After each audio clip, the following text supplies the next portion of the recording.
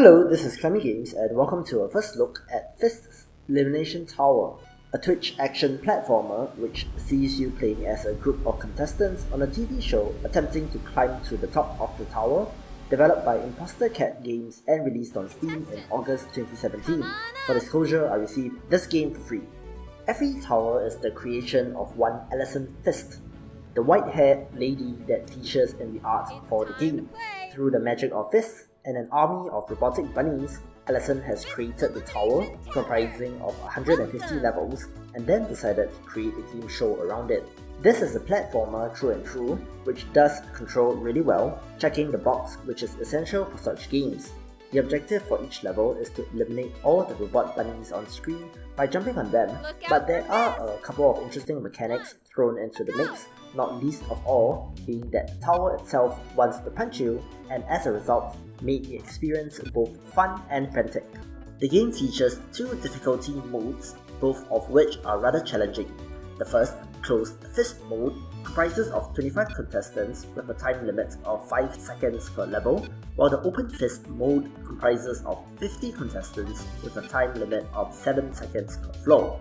Being my first playthrough, I went with the easier option for more contestants and time, since contestants are your lives in the game, and if the level is not completed within the allotted time, then it counts as an elimination as well. There is the option to save your game every 30 levels, which does save your progress, but also restarts you at the checkpoint with however many contestants that you have left at that point. Contestants are randomly generated and do have quite a large variety in their possible looks, which is an aspect which I enjoyed. There are even weird ones like a horse or guest characters from other games, so plenty of uniqueness in visual design here.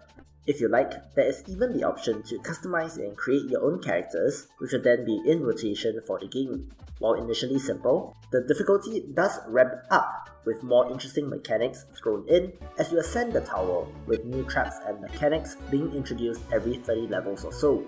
The first obstacle that you encounter is that all floors become electrified after you jump on any enemy, making it such that you have to plan your jumps carefully. We also have the mechanic that holding down the jump button when landing on an enemy makes you jump higher, and these are used cleverly in levels where you both require the short and high jump.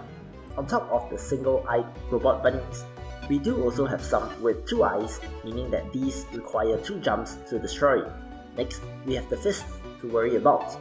Initially, these are on a simple timer, launching out of the wall when the countdown reaches 0. Getting squished by one against a wall or a surface is also an elimination, and these do also act as platforms, meaning that they too will become electrified after a jump on an enemy. They can also be used as launching pads, giving you extra vertical height in your jump.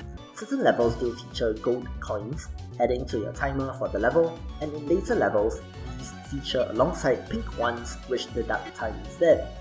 After 30 levels, colored enemies and fists are introduced, where jumping on the colored enemy will cause the corresponding fist to launch. These are used in puzzles that require you to decide which colored enemy to jump on first, since the fist launch will block any other fist, allowing you to avoid being squished, hence completing the level.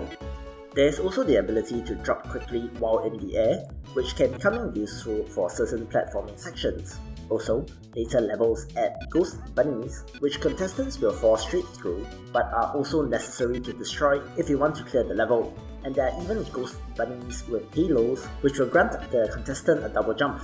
We even have projectiles to contend with in the later levels, and while not exactly new, never before seen mechanics, the large variety here in FE Tower made for a really compelling game, since I wanted to see what the game had, and the rapid fire succession of levels did also add to the franticness of the action, which definitely works in its favour. Your run ends when you run out of contestants, at which point you can choose to restart at the previous checkpoint or to cash out of the game. Cashing out awards you with money, which you can then use to spin for prizes.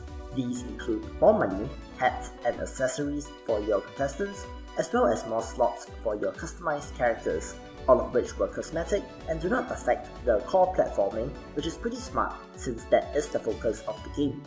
My main issue with the game is that at times, you will be unable to tell how far a fist extends from a wall, meaning that it is difficult to decide your course of action. on a couple of levels, I have found myself resorting to trial and error since I simply had no idea how high a platform a fist was going to make, and as a result, lost a couple of contestants to that.